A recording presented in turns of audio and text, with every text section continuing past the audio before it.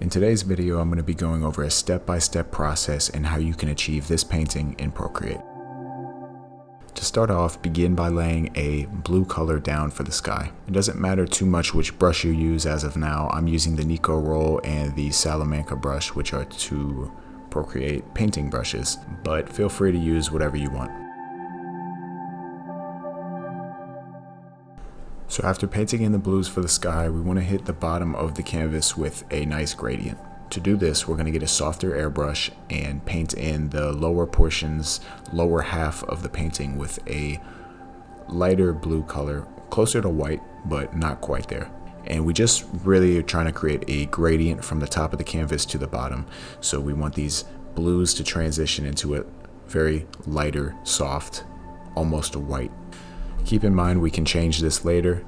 We can add more color variety to the sky later if we want to stylize it. We can also change how much of the sky has that gradient, but we don't need to worry too much about that right now. As long as we have that basic gradient structure, we should be good to move on. So now that we have the sky in, we're going to want to add a new layer for mountains in the very far background. We're going to choose a blue, neutral blue color. Value doesn't matter too much right now since we can change that. You'll see I start off by adding in a value that's a bit too dark, but it's okay. I just want to focus on getting the shape of the mountains in right now. And so I can go to the tools and I can change the hue, saturation, and brightness. And so I shift all of those a little bit to create more of an atmospheric perspective on those mountains. So I make them a little lighter and a little more saturated. And in general, they feel like they're pushed further back in the scene, which is what I want. Now on a new layer 3, we're going to get the foreground in now, which is going to be a grassy foreground. So get a green color and paint in with whatever type of brush. In this case, I'm using just a hard round brush. Paint in a shape at the very bottom of the canvas that indicates where the foreground will be. So we're keeping these shapes very flat. We're not worrying about textures or details. We'll get to that later on in the painting, but we're just kind of setting up this composition. So later we can come in and add all the textures and details and lighting and all of that. But for now, we're keeping it simple and easy to digest. So on a new layer below the foreground layer, we're going to select a neutral, darker orange brown color and start to get in the trunk of the tree. And to do this, I'm just using a square brush, so nothing too complicated here. It's basically the same as the round brush, except it has a square shape. So I'm just painting in the vertical tree trunk, and towards the base, we want it to be a little thicker. It slowly starts to get thinner and thinner as we go towards the top. You'll see me shift the position of the tree here slightly more towards the left. Since it's on a separate layer, we can always change where it is without having to worry about messing up any of the other layers. So feel free to move it around if you want to. Alright, so now that we have the tree trunk in there, now we want to get some leaves on top of the trunk. So to do that, I have a lot of these texture brushes that I've collected from Procreate's texture brushes and organic brushes and all of that. And I've compiled my favorites here, and I'm going to use some of these interchangeably to create a nice texture buildup that I like. I don't want to use one of these too much because it can get a bit repetitive and redundant. So instead, I'm going to try and have a nice combination and use these in a way that complements each other to create a nice, unique texture. So for example, I'm going to start off with this brush called Rad. It is a texture brush in Procreate, and I'm going to start laying in with a kind of a brown-green neutral color here some of the shapes of the leaves for this tree. And you'll see that I quickly changed to another brush, more of a leaf texture brush, because I want that variety of texture in here. So I'm just painting in these masses or these groups of leaves. And these texture brushes save a lot of time because I don't have to worry about individual leaves. I can paint a lot in a short period of time. So it's really nice to use these, in my opinion. You'll see that I'm using the liquify tool here, and that's to shape the leaves. I felt like my leaves were starting to get too close to the edge of the canvas, and I wanted to push them back towards the center. And the liquify tool is great for pushing and pulling paint around on the canvas. I've changed to another leaf type brush here and continuing to build up these shapes and these clumps and groups of leaves. And you'll notice I'm keeping this color very flat. I'm not worrying about getting multiple values or any variety of colors in here yet. Very flat, and only that brown green neutral color there. And we'll add more to that later, but I find it simple to just start with a solid color and just worry about the shape. And once we have a good shape that we like, we can then add textures and lighting and all of that. So you'll see me kind of try to get this shape how I want it before I move on. So I'm using some of the Salamanca brush here. I like the painterly feel from that brush. And again, it's just combining these different textures to make something that feels unique and that feels like a complement, that like the textures all complement each other very well.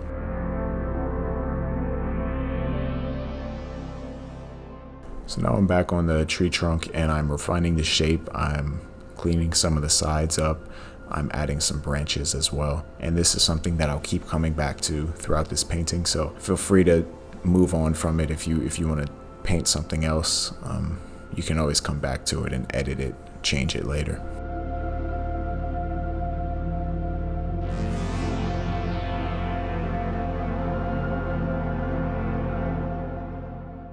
Still just working on the shape. Now we're back with the leaves of the tree, and I'm adding some circles and squares, basically just interesting shapes to complement the textures that I already have. Feel free to get creative with your shapes and textures as well.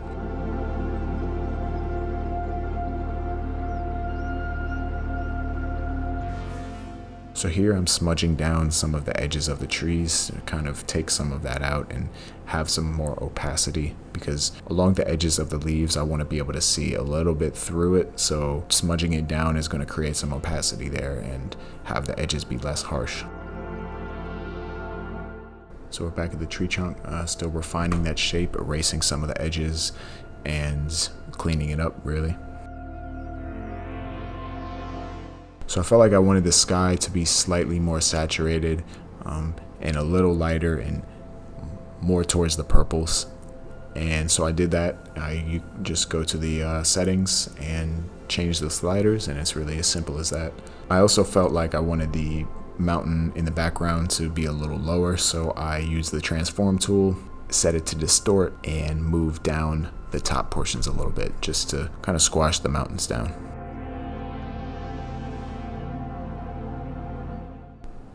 So with that, I'm working back on the tree trunk and just adding some more branches here.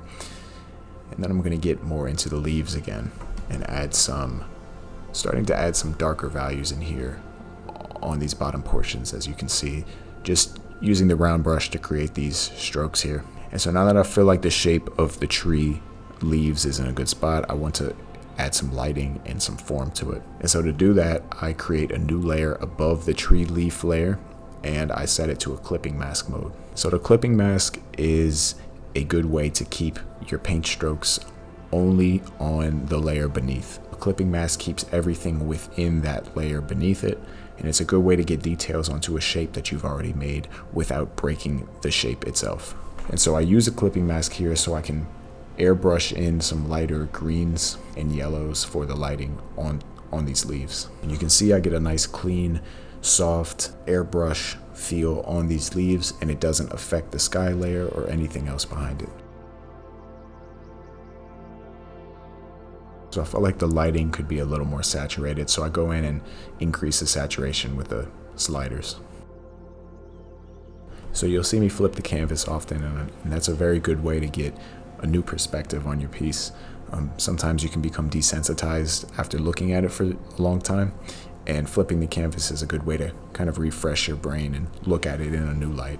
So you'll see me do that often throughout this painting, and I recommend trying it out. It may help you see your painting in a new way.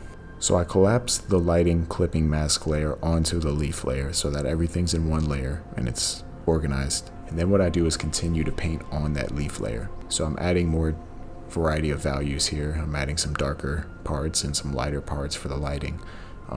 But really getting into creating the form on this shape now. So I'm about to use a brush called the thylacine brush, and it's a Procreate brush that I really like to use. It's kind of like a rake textured brush, but I want to use it on a separate layer from the leaf texture because it interacts with paint in a way that if I was to use it on layer 5, which is the leaf layer, it would look different than how it does on a separate layer. So it pulls and pushes paint in a way that changes the way it looks depending on which layer it's on. So I like to use it on an empty layer with no paint underneath. And I just brush in some of these strokes to get some nice rake-like texture on these leaves. And now we're back working with the tree branches, continuing to refine that, and we want them to look natural. We don't want them to look too artificial or too repetitious. We want them to feel almost random in a way. So different widths and lengths and grouping. So some branches should be longer, some branches should be shorter.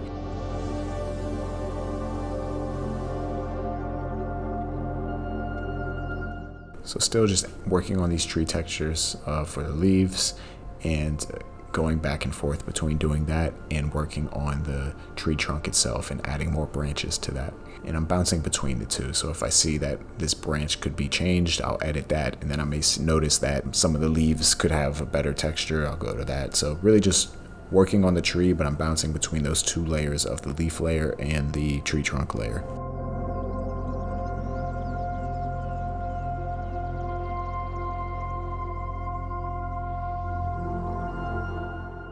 So now I think it's finally time to add some texture to the tree trunk itself. To do that, I want to create a clipping mask on top of the tree trunk layer and add in some textures. And I'm just choosing random brushes from the Procreate texture list.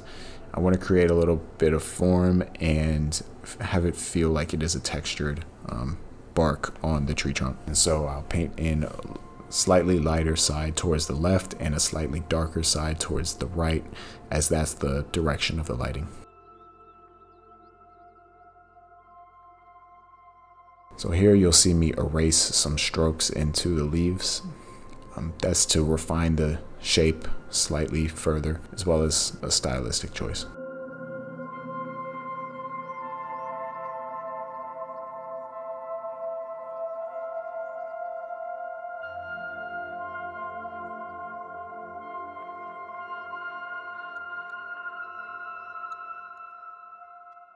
I'm working on the tree trunk again, adding some more textures, building that up, as well as adding some more darker shadows. After that, we're going to add some more tree branches, just continue to refine that and fill in some spaces to make it feel more natural and more full. At this point, I'm just drawing interesting kind of scribble-like textures on top of the leaves. And again, this is just a style preference. It's to add a lighter value, but also some stylization to the tree leaves. Now we're coming in again here with some leaf-like textures and getting more of the sunlight coming through on the left side.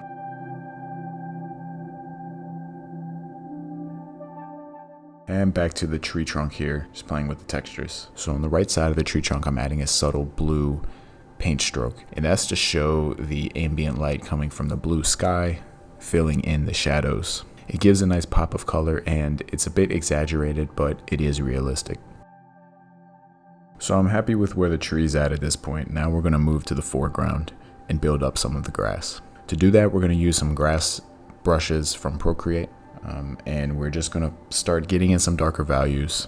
And similar to the leaf texture, I'm going to change up the textures to get a nice variety. So I'm going to use the thylacine brush here on a new layer and paint in even darker values. I'm also going to get these lighter, warmer yellow type grass values in here and switch to the Salamanca brush and get a more painterly feel. So I'm really just using a variety of brushes to slowly work up this grass texture. And there's a lot, like I mentioned earlier, there's a lot of brushes that save a lot of time to where you don't have to paint in everything by hand. You can kind of get creative with the way that these textures are. And there's a lot of good brushes in Procreate like the ones you see on the screen. You can really play with those textures and have some nice organic, realistic looking shapes.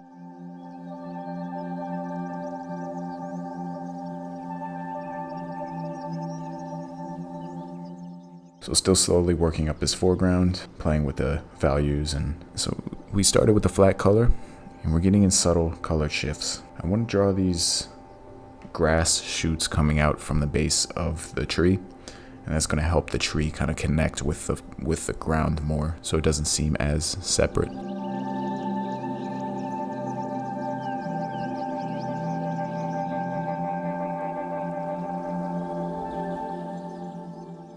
I'm adding some oranges and reds in the foreground just to have a little color interest. Feel free to use whatever color you want for that, really.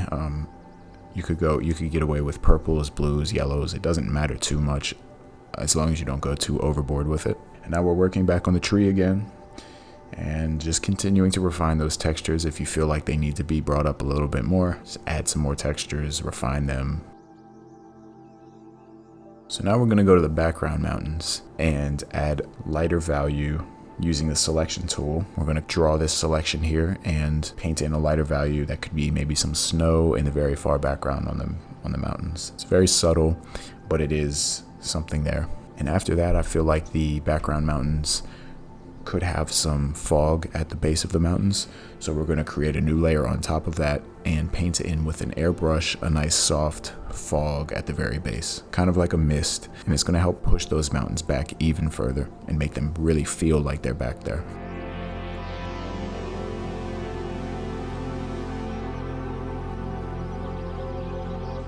And I'm adjusting the sky now.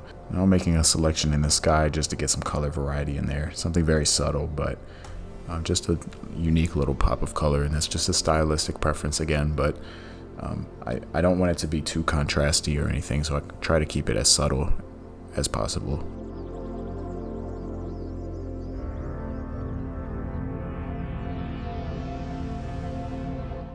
So I'm flipping the canvas to feel the weight of the painting, and I feel like this tree is a little far on the left side of the screen and it feels a little heavy over there. What I decided to do is add a second tree in the bottom right portion of the canvas. To do this, I'm just using a Salamanca brush and having a kind of painterly feel, and I'm not doing too much other than that. I add a little bit of a lightness on the left side on a clipping mask on that layer, and I turn down the opacity so it's not as apparent, but other than that, it's pretty simple.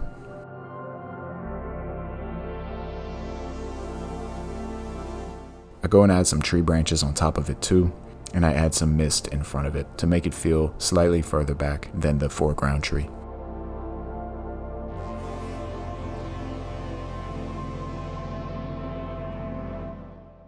So now I want to bring up or exaggerate the lighting of the scene more. So to do that, I'm going to create a new layer on top of everything, which is layer 12, and I'm going to set it to overlay mode, which is a blend mode. So with overlay mode selected, I'm going to choose a warmer color, a yellow, lighter yellow color, and start painting on top of the leaves of the tree. And I want to replicate a sunlight, warm glow kind of feel. So I'm just using an airbrush here, very softly brushing in this glow on the tree, and it's going to emulate the way that lighting would be hitting the leaves.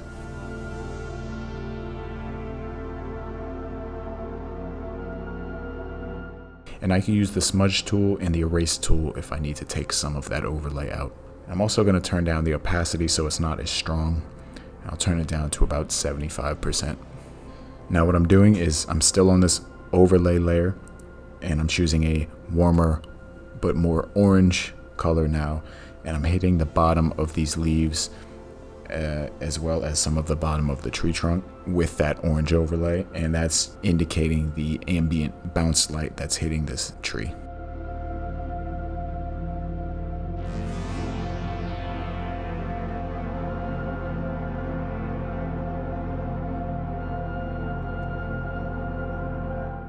Now I'm adjusting the positioning of the secondary tree in the background. I want it to be a little bigger and slightly more towards the right to fill in more of that space.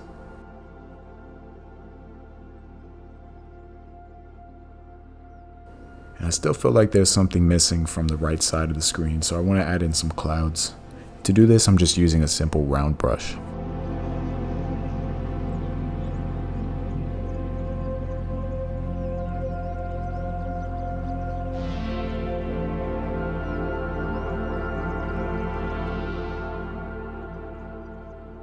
So again, these are just flat colors.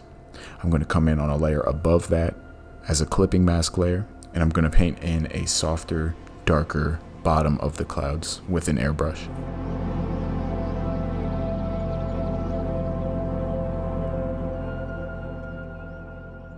So here I am selecting layer 4 and then swiping left on layer 5 to make a group selection. Then what I'm doing is drawing a selection around that main tree and moving it slightly towards the right, because I still felt like the balance needed to be shifted.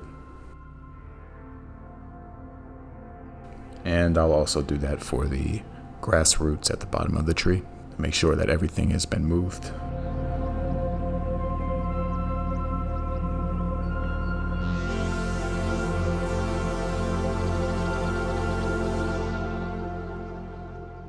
What I'm doing here is adding some color variety, enhancing the ambient sky light, the blue light that's hitting the right side of the tree, and I'm just creating a clipping mask layer and painting that in.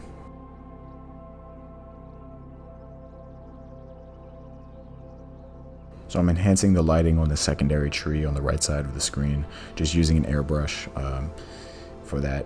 And after that, I decide that maybe we can have more of a midground in this painting. I'm just painting in a green color for the midground, but I'm going to shift it to be more towards the blues because I feel like it needs to be further back, pushed further back in the scene. And we make it lighter, and then I want to add a fog in front of that mountain as well, so it feels even more like it's further back there. And now I feel like there's a nice layering of foreground, midground, and background.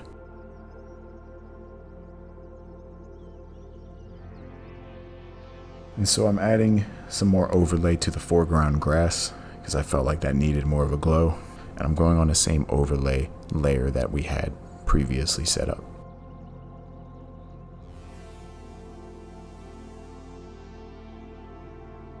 And from here is really just making subtle adjustments. You'll see me add some subtle textures to the tree, maybe just adjusting some of the values. I pull down the sky a little bit here to just have less of that gradient at the bottom and just have more blue at the top. But just subtle things like that at this point, minor details. Hopefully you were able to learn something new here. If you were painting along, I'd love to see what you made. If you tag me on Instagram, I'll be sure to check it out. And let me know if you have anything that you want to see in particular for video ideas or tutorial ideas. Thank you for watching, and I'll see you in the next video.